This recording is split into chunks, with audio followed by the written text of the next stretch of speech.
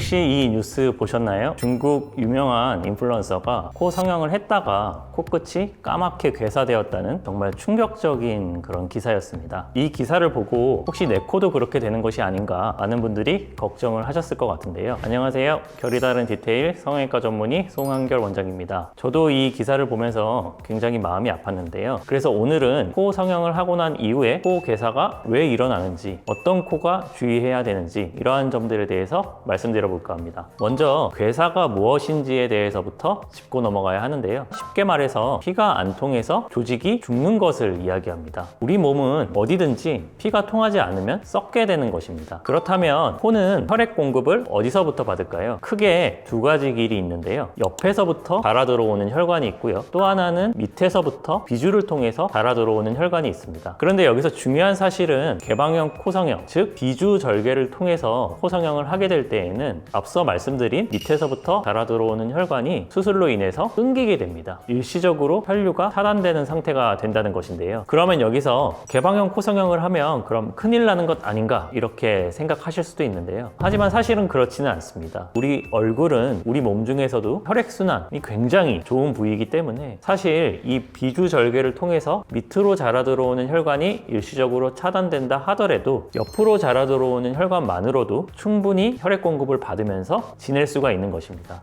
또한 시간이 조금 더 지나면 끊겼던 이 밑에서 자라 들어오는 혈관도 재생이 되면서 다시 또 혈액을 공급하게 됩니다. 문제는 욕심을 부려서 수술을 했을 때 발생합니다. 즉 코끝을 무리하게 세우는 것을 의미하는데요. 제가 예를 들어서 설명을 한번 드려보고 싶은데요. 이렇게 살을 한번 꼬집어 보시면 꼬집힌 살 자체가 하얗게 질리는 것을 볼 수 있습니다. 쉽게 말해서 피가 안 통한다는 얘기인데요. 사실 코 수술에서도 똑같은데요. 우리가 코끝을 너무 무리하게 높이게 된다면 내 피부가 늘어날 수 있는 그 한계치보다 더 높아지게 되고요. 그러할 경우에는 옆에서 들어오는 혈관마저도 조직이 팽창되면서 막히게 되는 것입니다. 제가 처음에 개방형 코 수술은 밑에서부터 들어오는 혈관 자체가 끊겨 있다고 말씀드렸는데요. 그러한 상황에서 만약에 옆에서 들어오는 혈관까지도 막히게 된다면 이 코끝 자체는 혈액 공급을 못 받게 되고 그로 인해서 괴사가 발생하는 것입니다. 아마도 중국 인플루언서의 코 괴사 그 기사는 제가 봤을 때에는 이처럼 개방형 코 성형을 했는데 옆에서 들어오는 혈관까지도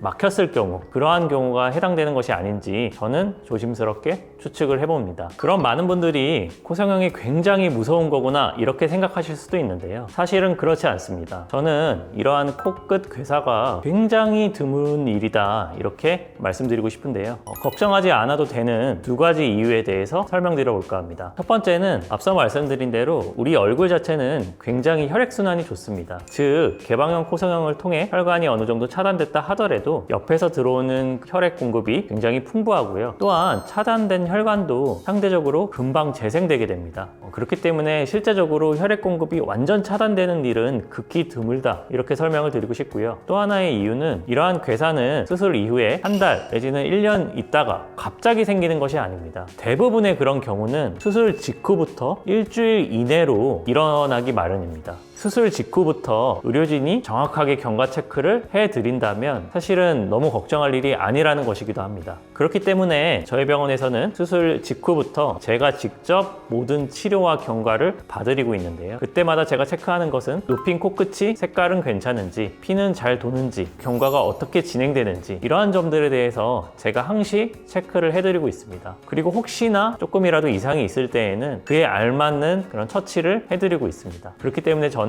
사실 너무 걱정하실 일이 아니다 이렇게 좀 자신 있게 말씀을 드리고 싶습니다. 어떻게 보면 코끝 괴사는 첫 1주 정도가 굉장히 중요한 시점이기 때문에 그 1주 이내에 그런 의료진의 정확한 판단이 굉장히 중요하고 이러한 골든타임을 놓치지 않는 것이 의료진의 실력이다 이렇게 설명드리고 싶습니다. 오늘 영상을 정리해 보겠습니다. 코끝 괴사는 이론적으로는 가능합니다. 하지만 코끝을 너무 무리하게 높이지 않고 숙련된 성형외과 전문의가 수술 직후부터 1, 2주 사이를 열심히 치료를 봐드린다면 있다면 사실 너무 걱정하실 일이 아닙니다. 지금 이 영상을 보고 계신 여러분이 코 성형을 받은 지 2주 이상 지난 시점이다. 그렇다면 사실은 갑자기 괴사가 일어날 일은 굉장히 드물다고 저는 말씀드리고 싶습니다. 즉 안심하셔도 되십니다. 오늘 영상이 도움이 되셨다면 구독과 좋아요 부탁드리고요. 혹시나 코에 관련된 좀 불안한 마음이 있으시다면 댓글을 남겨주시면 답을 달아드리도록 하겠습니다. 지금까지 성형해결 송한결 원장이었습니다.